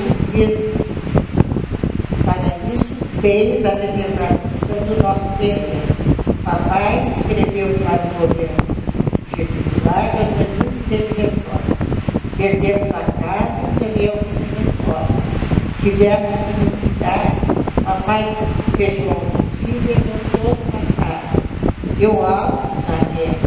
Ele, na guerra, sempre conversava muito com papai. A nesse período não foi. Ele até disse depois, se estivesse aqui, papai montava a oficina em outro centro. Outra coisa importante é o álbum. Estudou a escola, aprendeu a falar o idioma. Por isso, na guerra, tomou vários cursos, disse que serviu na edição final em favor do final.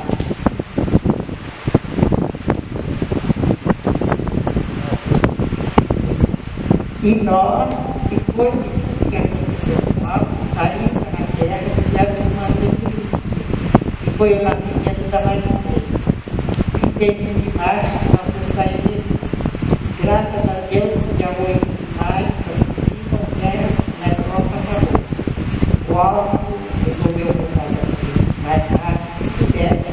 Quando chegou no Rio de Janeiro, ficou para cá. O papai que a minha geração, quando muito emocionado, nos contou, foi uma verdadeira festa. Se abraçou. Mamãe imediatamente correu para ele e lá ficou por muito tempo do Rio de Janeiro, Paulo veio para São Paulo. Como o papai sentia o coração, não quis que ele esperasse, ele recebeu a sarau com a emoção. Mamãe e meu irmão maior ficou esperar em São Paulo. Posso imaginar a função da mamãe quando finalmente foi levantar. Todos nós fomos esperar na estação de trem. Quando o trem chegou, dentro da fila mais inglês, para segurar, e correu um pontual para dançar. Quando ele chegou com a TV, logo pegou a fila. A partir desse dia, nossa casa estava sempre cheia de parentes e amigos, pelo alto. Depois disso, ele foi que ela sempre quis fazer na vida, ser velho e cuidar dos seus. Salva de palmas.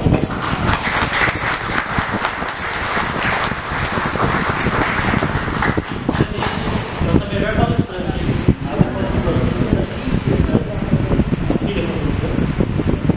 Marinês, a filha. Boa, tudo bem? Como você chama? Por favor, quem quer o pessoal conhecer a filha? A nossa filha. A salva de palmas para a filha. Ele falava para minha mãe de mim, da espera, de tudo. Então é muito, muito emocionante. E eu estava vendo você falar do seu pai. Eu acho que quem ficou com problema de despedida fui eu, com o reflexo da guerra. Eu fiz terapia há muitos anos e não posso, até hoje, para mim é difícil, pensar em despedida. Durante vários anos, fazendo terapia, cada pessoa que eu via e ia fazer a despedida era o porteiro de um hotel quando eu estava viajando, a moça de uma loja.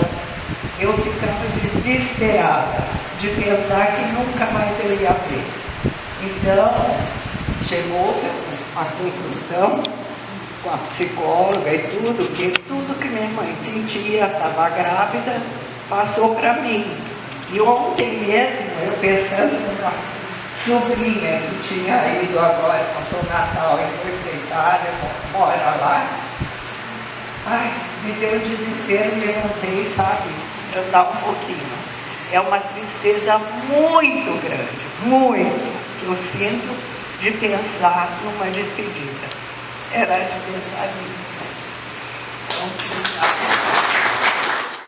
Quer conhecer uma viúva? Eu conheço uma viúva que vai ser legal para você. Então, o Oswaldo ficou ansioso para me conhecer, né? E ficamos uns 15 dias para dar resposta, para conhecer ele. Foi a melhor coisa da minha vida, porque esses ex-combatentes, eles a vida inteira são guerreiros. Os meus filhos adoravam o Oswaldo. E até hoje falo com ele como se fosse pouco, como se fosse pai. Ele tem 10 filhos. Quando ele foi para a guerra, ele era moço que contava, gostava já da mulher dele, mas o pai era muito bravo, ele não se aproximava. Quando ele voltou da guerra, procurou ela, casou, ficou casado parece 20 e poucos anos, tiveram 10 filhos. E daí ele ficou viúvo, ela morreu muito nova, 52 anos, e aí ele me conheceu. Aí nós não tivemos filhos, tinha 2 e tinha 10. Mas ele foi o segundo pai dos meus filhos, muito bom. E ele era tudo de bom na minha vida, eu não tiro ele na cabeça nem minuto, porque eu conversa comigo, eu sempre falo dele. Ele foi o herói da guerra, foi o herói em vida. Ele tirou 10 filhos, assumiu tudo que eu tenho, graças a Deus, que me deixou muito bem, eu devo a ele. E meu enteado é uma maravilha. Todos se dão tudo, todos lembram muito do pai. Ele era um homem que cantava, sabe? Meu neto lembra dele com o maior carinho, ele cantando pelo filhinho. Então, são a mesma coisa de neto dele. E então, eu tenho a dizer que eu só tenho que agradecer a vida que eu tive em Oswaldo.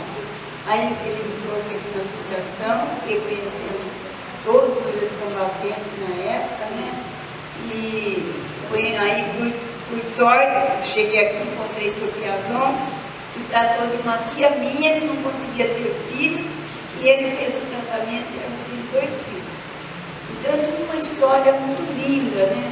Agora, na guerra, o Oswaldo não gostava muito de falar.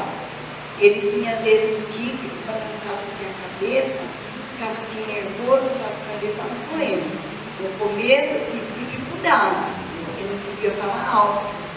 Aí depois eu aprendi, né? Não era para falar, ficava quieto, depois conversava. Então era um tique que ele tinha. E o que ele contava da guerra, que ele chorava, é que uma vez ele estava numa lixeira e veio uma granada e o comandante dele pegou na perna e ficou morto lá no meio da neve por 1 mês. E eles foram embora. E quando voltaram lá, o tenente estava intacto, coberto nas neves. Então, quando ele contava isso, ele chorava. E outra história que ele contava, que um dia eles estavam andando com uma carroça, levando granada. Veio uma granada e eles se jogaram numa valeta, ele e os outros companheiros. Quando eles voltaram, os burros estavam tudo mortos. E eles se salvaram porque se jogaram nessa valeta. Então é a história que ele, de vez em quando, mas ele não gostava muito de falar, sabe? Mas quando a gente às vezes perguntava, né, ele falava. E ele era gozado, né? A gente às vezes ia viajar, numa excursão assim, e um dia passou um filme da guerra, até contei para o seu Piazon, né? E aí eu falei para ele, nossa, está passando um filme da guerra, a gente já estava deitado na colônia, e ele cobriu a cabeça. Mas daí apareceu umas mulheres lá, que acho que já tinha dança, sei lá. Aí ele tirou a cabeça para olhar as mulheres que estavam dançando, né? Aí eu falei para ele, agora você quer ver o filme, né? Então é isso daí que eu guardo na memória, que ele me contava. E só tenho a agradecer a Deus pelo marido que eu vivi 33 anos com ele. Faz 9 anos que ele faleceu, mas ele vive aqui no meu coração e na minha memória. Vamos, obrigada.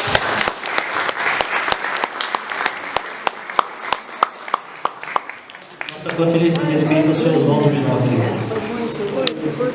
Pessoal, agora realmente falta só 3 horas, então está acabando, tá? Tô brincando, tá? No final aí nós temos mais alguns depoimentos. Salva de palmas.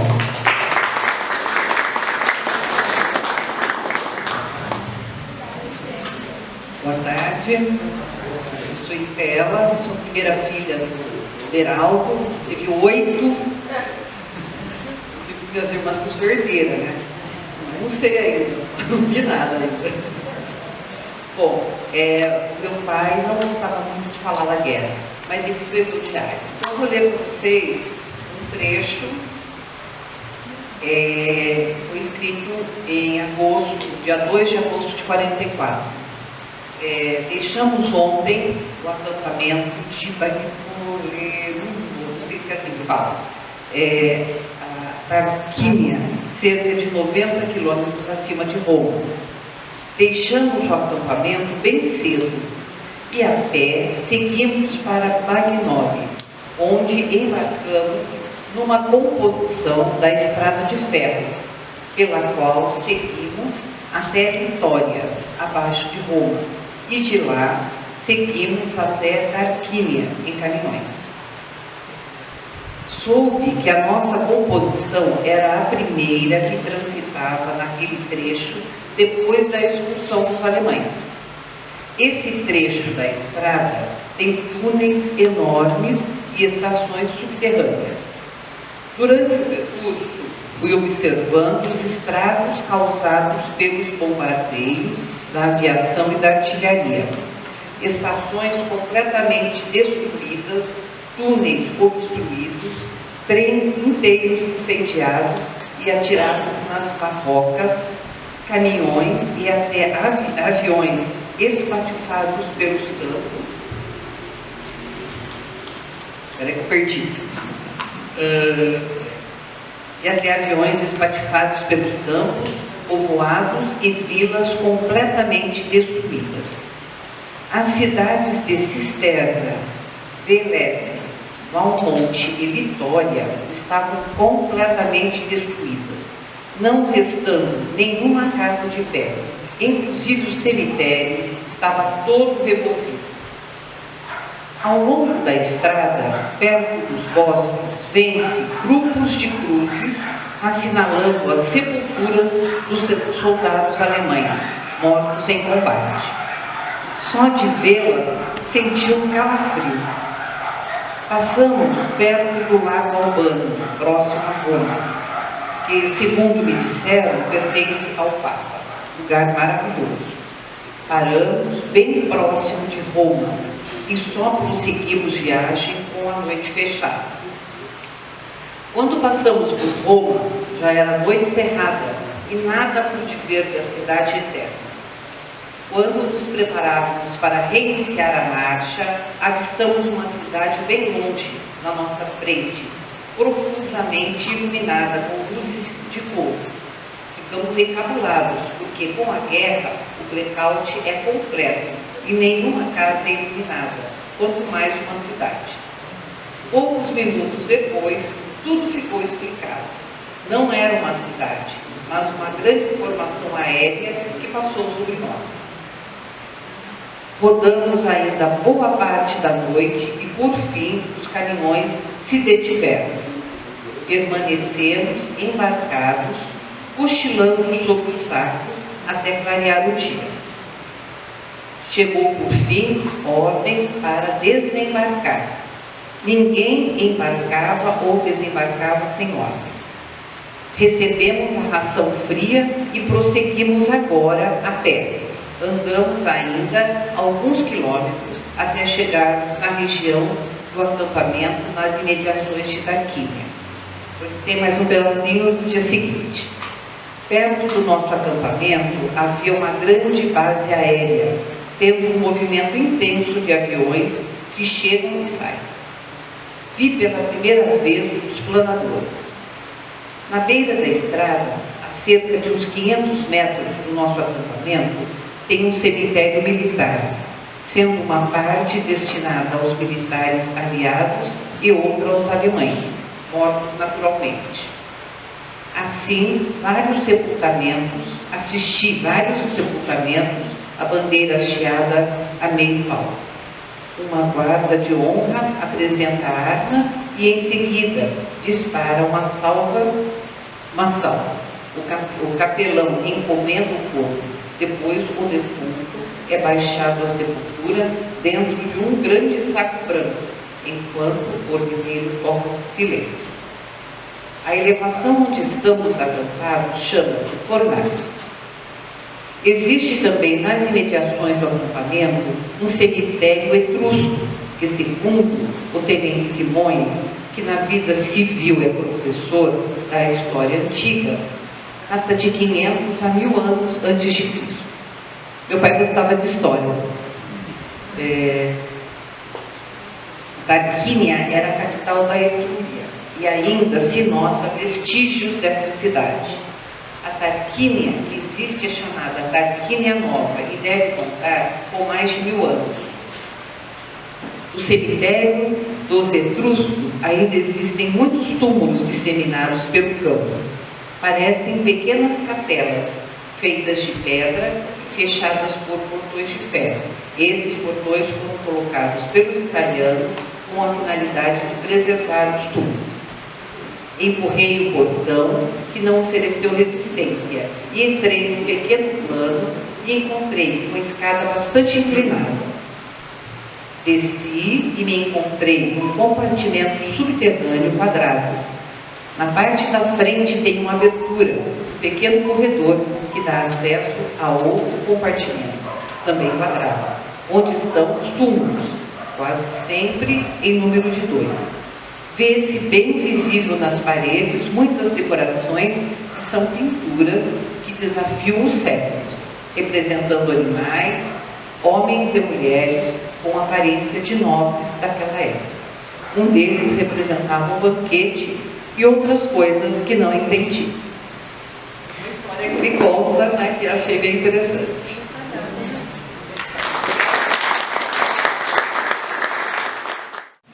Nós queríamos chamar, né, para fazer depoimento do combatente Valdomiro de Ângelo, a filha Viviana de Ângelo. Liliana. Boa tarde a todos.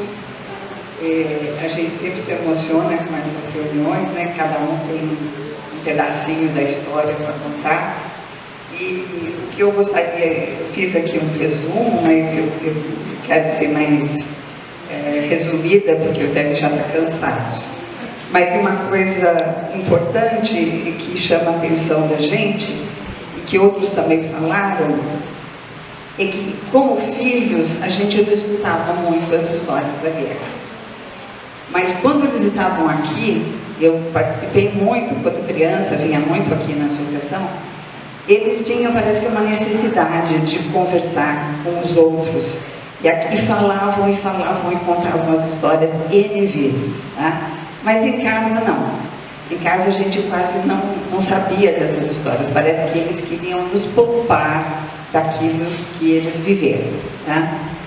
O meu pai, Valdomiro de Ângelo, ele era o cabo, ele sempre falava cabo, 1711. Ele tinha uma memória assim, para números muito boa, e ele sabia inclusive o número de muitos colegas, ele se lembrava. E ele foi convocado, depois foi para Caçapava e depois para Taubaté, e falou que em Taubaté eles ficaram alojados num depósito de laranja, que é um lugar assim horrível e que tinha uns beliches, eles dormiam praticamente amontoados e que passavam um calor infernal. A região de Taubaté é realmente muito quente, né? E às tardes eles iam para a cidade tomar sorvete. E a minha mãe trabalhava na sorveteria, que era filha do dono da sorveteria. Então, ele conheceu a minha mãe em Taubaté, na sorveteria que era na praça da cidade, e a mamãe sempre conta que a sorveteria ficava verde, só cheia de soldados, né? E ela era muito mocinha, e ela tinha 16 anos, e se conheceram, olha, aquele namoro bem do tempo antigo, só se correspondiam por cartas, e depois que ele voltou ainda, foi difícil ter um emprego, tá? Eles se casaram depois de mais de 5 anos, depois que a guerra acabou. Mas ele fala que a melhor coisa da guerra foi ter conhecido a minha mãe em Taubaté. Então foi um dado positivo aí. Ele conta também que, vou tirar os óculos, que eu estou chegando melhor sem óculos. Ele conta que foram para o Rio de Janeiro, e na saída do Brasil havia um número enorme de soldados e que entraram nesse navio muito grande, que é o General Man, tinha vários andares e foi uma viagem que ele chamava de tormentosa, é um adjetivo que ele usava, que foi uma das fases piores desse período da guerra, foi a viagem de ida, porque eles não sabiam para onde estavam indo. Eles andavam em zigue-zague no mar para desviar de torpedos, né? E tinham, assim, os treinamentos, que nunca sabiam se era treinamento ou se era ataque de verdade. Então, esse estresse durante esse período da viagem, ele falava que foi um período extremamente de muita ansiedade, e ele chamava essa viagem, foi tormentosa. Eu me lembro bem dele comentando isso.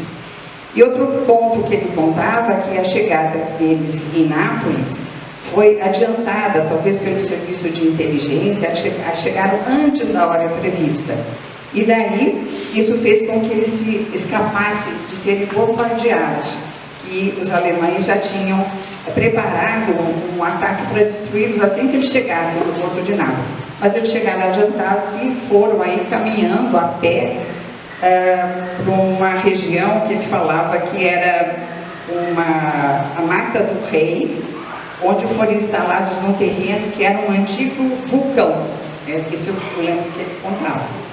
E nesse local, logo que eles chegaram, aí eles ouviram o barulho e as luzes do bombardeio do porto de Nápoles, o que estava aguardado para eles, né? Seria a recepção que eles teriam. E que logo então, na chegada, eles já sentiram o clima da guerra. Outra coisa que marcou muito foi o frio que eles passaram. Então, o frio, acho que todos comentam, é uma coisa muito comum, que o frio foi extremamente rigoroso nesse período e eles tiveram que receber roupas do exército americano mais adequadas para suportar, porque aqui o material era de brim, né? E aí, mas que ele conta que tinha um amigo que era nordestino e que chorava pedindo pela mãe, que achava que ia morrer de frio.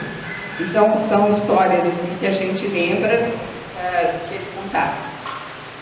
Outra coisa, ele contava que recebiam muitos cigarros americanos e que esses cigarros, ele falava que devia ter alguma coisa desses cigarros, porque eles ficavam completamente viciados e cada soldado praticamente fumava 2 maços de cigarro por dia. Então a gente sabe que o cigarro tem um efeito relaxante, um efeito antidepressivo, mas com certeza muitos ficaram viciados nesses cigarros que eles recebiam, talvez para suportar, né, todos muito jovens, essa situação tão agressiva.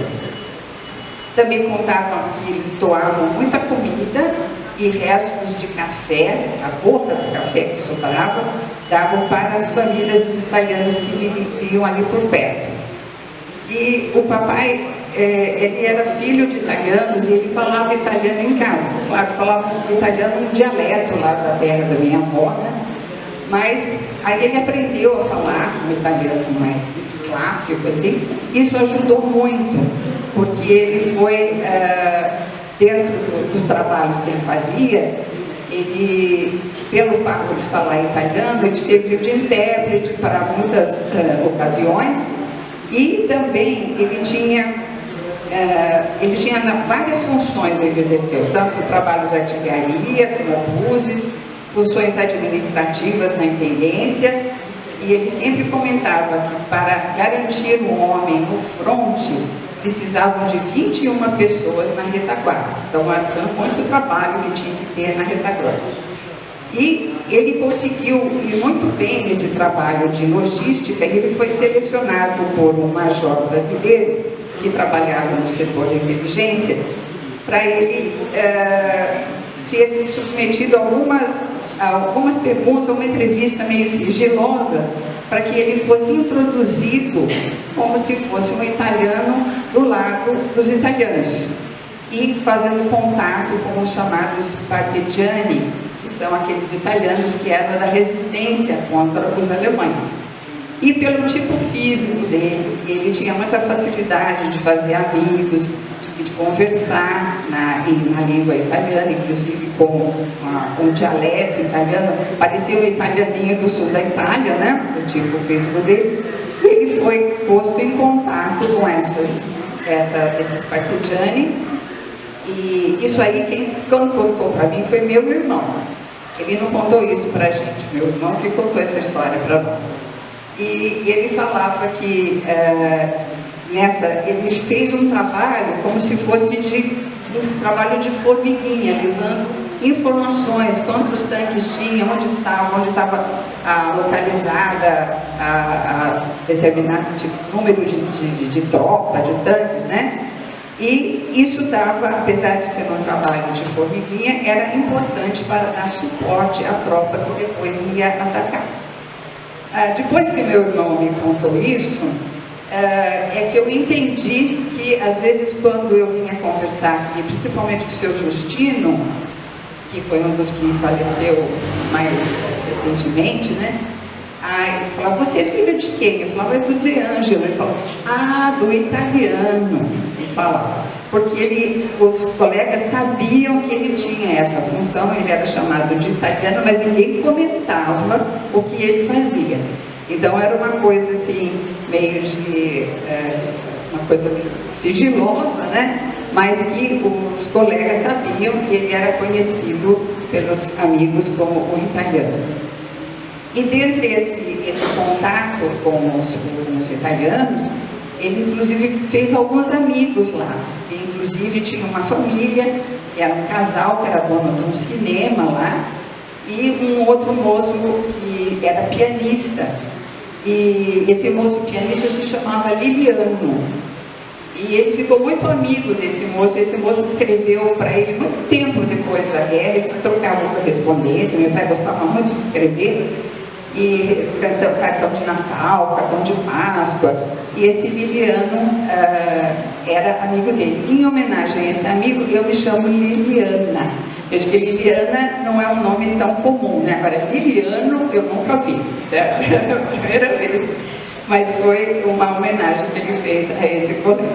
Ele também contava que ele se dispunha muito a escrever carta para os colegas que não gostavam de escrever ou até não sabiam escrever. Então, tem alguns que realmente não sabiam. E ele achava que as mães mereciam ter essa informação, essa história do filho, de alguma notícia, né?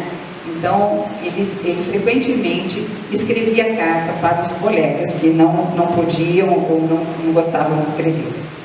Outra coisa é que na viagem de volta, ele não voltou junto com, veja a data ali, não é exatamente a data do escalão que voltou primeiro. Teve algum grupo de pessoas que embarcavam nesse navio e eles tiveram que ceder. Então, eles voltaram acho que uns 10 dias depois. Então, ele não foi recepcionado como grupo aqui na cidade que eu os recebia, né? A cidade fez uma festa para receber os pracinhas. Mas, quando ele chegou na rua da casa dele, os vizinhos fizeram uma festa para ele. Ele morava na Avenida Campos Sales, né, onde tinha a oficina lá do meu avô, né? E todo o pessoal ali da rua fez uma festa muito bonita para ele, que ele falou que ficou muito emocionado. Inclusive tinha uma escola de crianças no prédio ali da maçonaria, na Avenida Campos Sales, e que as crianças cantaram para ele, que ele ficou extremamente feliz com essa homenagem que ele recebeu. Ele sempre participou, desde a fundação, como o tesoureiro, o secretário, o presidente, ele estava sempre por aqui. E ele atuou muito como uma assistente social. Ele tinha uma personalidade assim de ajudar o próximo. E ele levava muitos colegas para São Paulo para fazer exame médico lá no Hospital do Exército. Ele ajudou muitas viúvas sobre a orientação de como receber os seus direitos. Então, a casa da minha mãe se parecia assim uma segunda associação, porque iam muito lá, e por isso que eu conheço muitos deles, e frequentavam muito lá na minha casa. Ele tinha no fundo da casa um escritório e uma máquina antiga, né? E ele vivia datilografando, fazia requerimentos, e tinha leis, e esclarecia muito os colegas sobre os seus direitos. Ele inclusive ele ia de ônibus para São Paulo, levava os colegas. E realmente foi uma pessoa assim que nos deixa assim, muita saudade e muito orgulho de ter filha dele. Obrigada.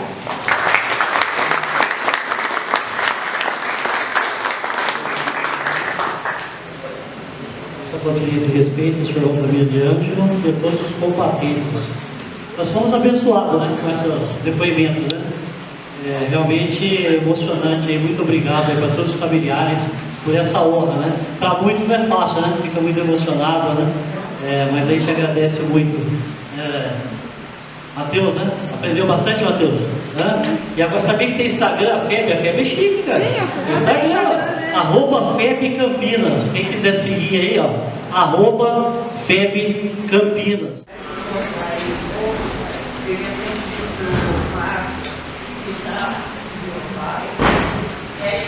Vem cá, Marcos, vem cá. Antes do encerramento aqui, quando meu pai chegou da guerra e Vem cá, Marcos, vem cá.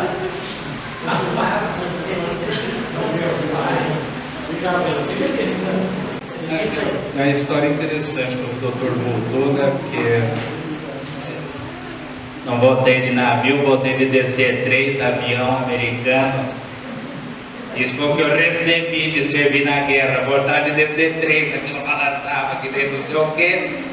Aí chegou no Rio tinha tudo, Ministério da Guerra, no Rio tinha o Dutra, tinha o Getúlio Vargas, boa gente, um fascista também que nos mandou lá para lutar contra o fascismo, e nós aqui vivemos o fascismo também. Certo? Aí foi no Ministério da Guerra, tinha o Dutra, que gostava de nazista também. Chegou lá no Ministério, tinha que ter a dispensa, que deu o general não vem hoje, não tem expediente. Vocês voltam segunda. Eu falei, eu não volto segunda. Tô chegando agora, eu tava na guerra, não volto segunda, eu vou pra Campinas conhecer minha filha, nasceu minha filha, eu tava na guerra, não volto segunda. Quer colocar aí? Coloca, não volto segunda. Eu não volto segunda, eu vou conhecer minha filha. E não voltei segunda, não quis saber.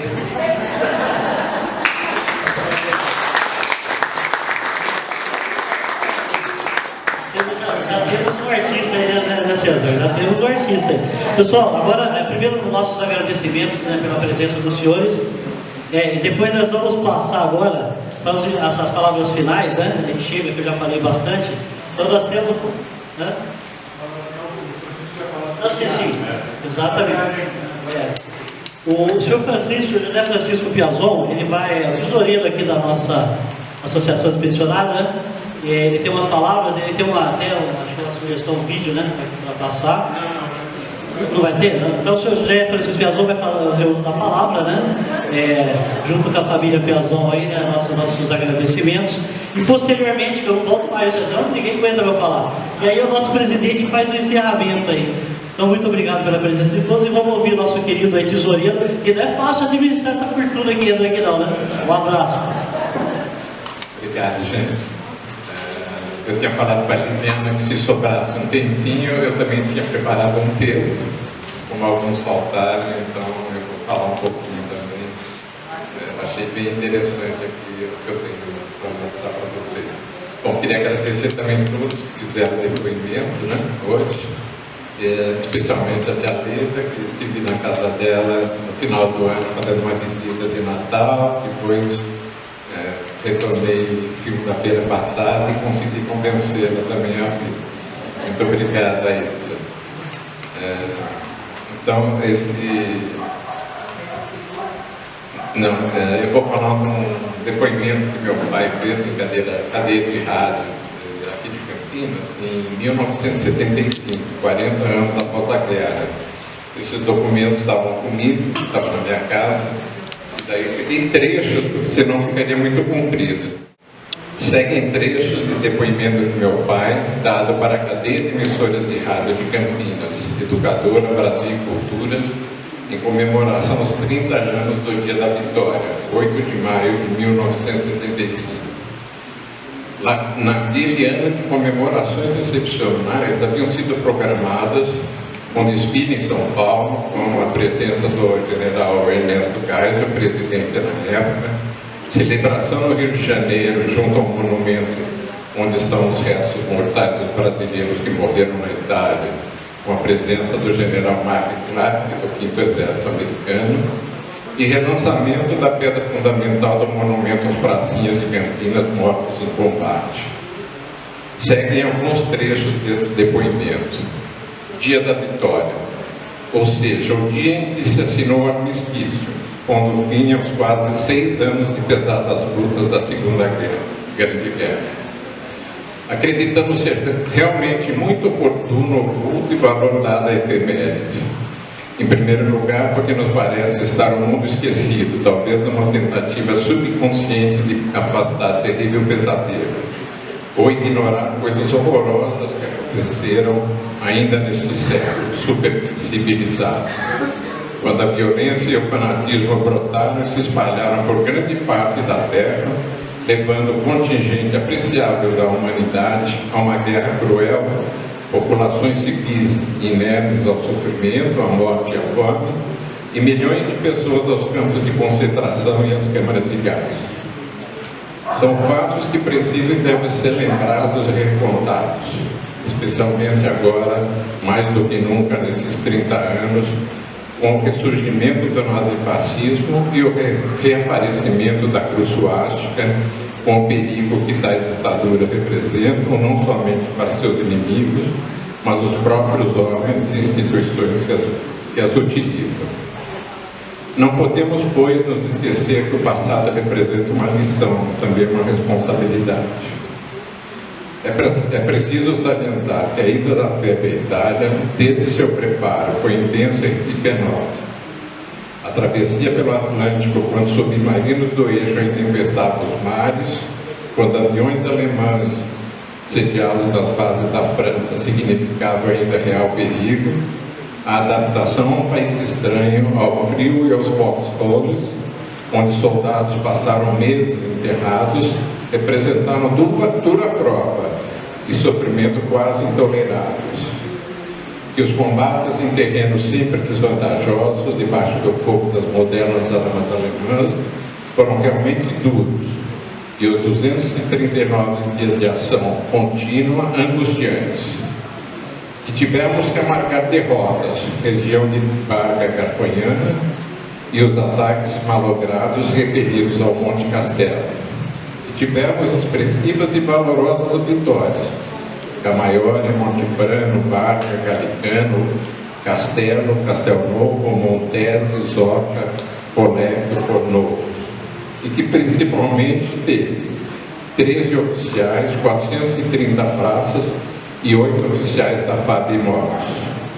Estes foram nossos verdadeiros heróis, pois deram para a pátria o que tinham de mais precioso, suas vidas.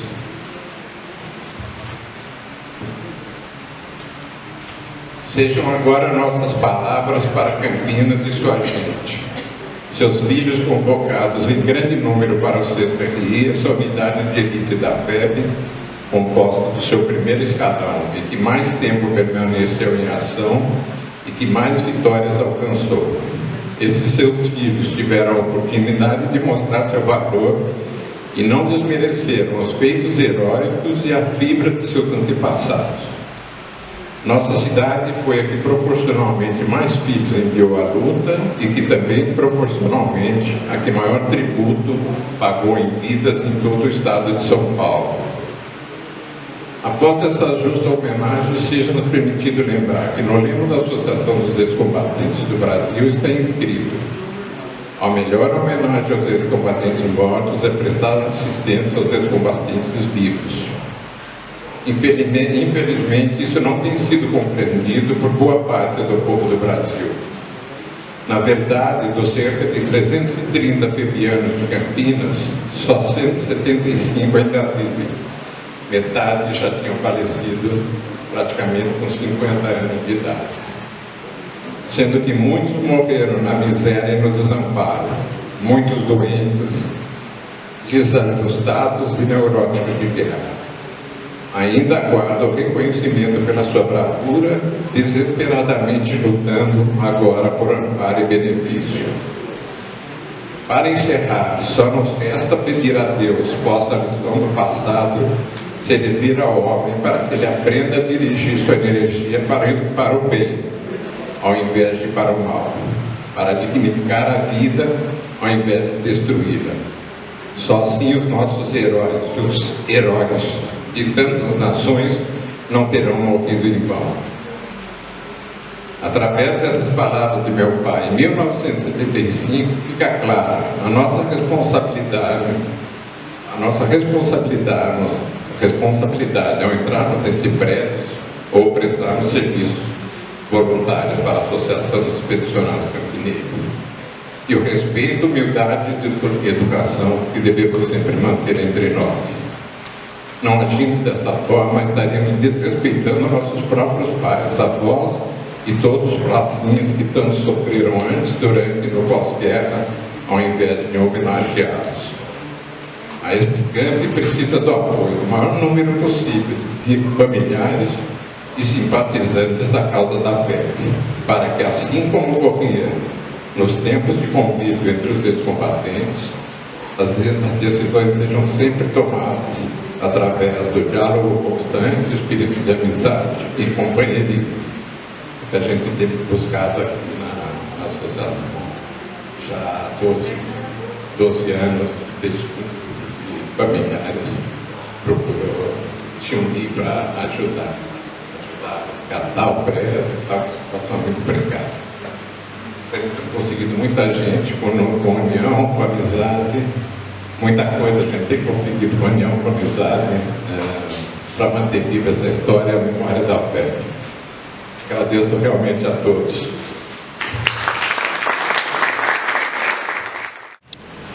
O que eu tinha para dizer para vocês é um aviso, porque igual missa, né? No final o padre sempre dá aviso.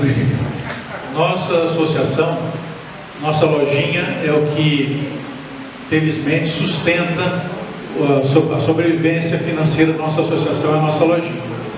Nós também temos sócios. Os sócios atualmente estão pagando R$350 por ano, anuidade, menos de R$30 por mês, para podermos manter a nossa associação. Então isso eu gostaria de deixar. Quem tiver intenção de ficar sócio pode ter certeza que vai ser muito bem-vindo essa contribuição. Outra coisa que eu gostaria de falar para vocês é que uma coisa que nós estamos tentando desde dezembro e agora se sacramentou, recebi um contrato aqui essa semana, a Tec Prague. Tec Prague é um conhecido nosso, o André, e o André nos doou 2 anos de dedetização total no prédio, contra cupim, contra traça, barata, não só na área interna, como também na área externa. Bimestralmente ele vai fazer uma aplicação de veneno, de remédio na associação. Então isso é uma coisa importante que nós conseguimos essa semana finalizar esse contrato. Mais uma outra coisa que eu gostaria de comentar com vocês, que nós estamos discutindo entre nós já em 2 reuniões, como fazermos uma identificação do sócio. Por quê? O sócio, quem chegou na associação e não sabe nada, fez uma pergunta para mim há uns meses atrás, eu fiquei muito incomodado com ela, pela realidade dela. Convidei uma pessoa, você não quer ficar sócio? Eu disse, pô, vou ficar sócio que eu vou ganhar o quê? Verdade. Então fiquei quieto e na cabeça pensando. Agora nós estamos falando que é uma identificação. Eu já tive conversando com 6 pessoas, 6 empresas diferentes, inclusive a Tec Prague é uma delas. Nós vamos criar uma identificação dos sócios. Vocês chegarem nessa empresa, por exemplo, troca de óleo lá na Paula Bueno, lá no Fábio, chega lá, apresentar que você é sócio, você tem 10% na troca de óleo do seu carro. Na Tec Prague, depende do tipo da obra, de 5% a 10% ele concede desconto para quem é sócio da associação. Então tem uma rede grande, Policlin, por exemplo, na série de Valinhos lá, que vende material de limpeza, material de piscina, também vai nos dar desconto de 10% para quem for comprar lá e se identificar como sendo da associação. Então esse trabalho está sendo andado com um ofício já para esse pessoal todo que nós estamos falando, para criar uma coisa a mais para a associação. Ele falou, não, eu sou sócio para quê? Né? Então a associação mas também tem os benefícios, tá bom? Então isso que eu queria deixar avisado para vocês, que isso aí provavelmente mais uns 30 dias aí a gente já está colocando isso em prática, tá? E também lembrá-los, o nosso Instagram é FEB Campinas, a FEB Campinas, sigam a gente, e essas mensagens todas estão listadas no Instagram. E não esqueçam, dia 22 de fevereiro vai estar simplesmente aqui o César Campiani. Simplesmente é bom, é uma referência nacional em termos de FEB. Tá? Então seria muito bom vocês estarem presentes. O ano passado nós não podemos reclamar também, nós tivemos pessoas aqui, tivemos muito importantes aqui, tivemos o pessoal da AFA, o Coronel Calaza, tivemos o de Belo Horizonte também, Marcos Renault, que é curador do Museu da FEB de Belo Horizonte. Veio para cá, estava em São Paulo, acertamos a agenda dele para ele vir aqui, nos deu uma palestra excelente do Marcos Renault também. E, enfim, tivemos outro, o próprio Marcos Arno falou muito bem sobre o Monte Castelo no passado, o capitão de mar e guerra Ronald falou sobre a Marinha do Brasil durante a Segunda Guerra, quem teve a oportunidade de ver também coisas que a gente desconhece, né? A gente acha que ele está voltando os olhos mais para a terra, né? Mas o mar, a coisa foi feia também, né? Então é isso aí que eu queria dar de aviso para vocês todos, não esquecerem. E o nosso museu está aberto, nós estamos abrindo a partir desse semestre, sexta e sábado, tá? Que são os dias que o pessoal de coordenação, que é o Marcos e o Sidney, tem condição de acompanhar a gente aqui o Marcos mora em Jaú, Araraquara, dá aula na região, e o Sidney em São Paulo. Não dá para mais fazermos outra, como fazíamos na quarta-feira, não está mais dando pela agenda deles, tá? Então sigam a gente no Instagram, nós vamos estar comunicando com vocês todos lá. FEB Campinas, tá? E a lojinha continua lá para esperar quem puder nos ajudar com presente de aniversário, alguém quiser, algum amigo, né? Tem material aqui para todo mundo, todos os gostos, tá? Obrigado. Pessoal, só para encerrar agora, o Marcos vai fazer uma foto nossa aqui, dentro das suas possibilidades, se puderem ficar em pé, que ele vai pegar nesse ângulo aqui. É muita gente, não pode vir tudo isso na associação, não. Isso.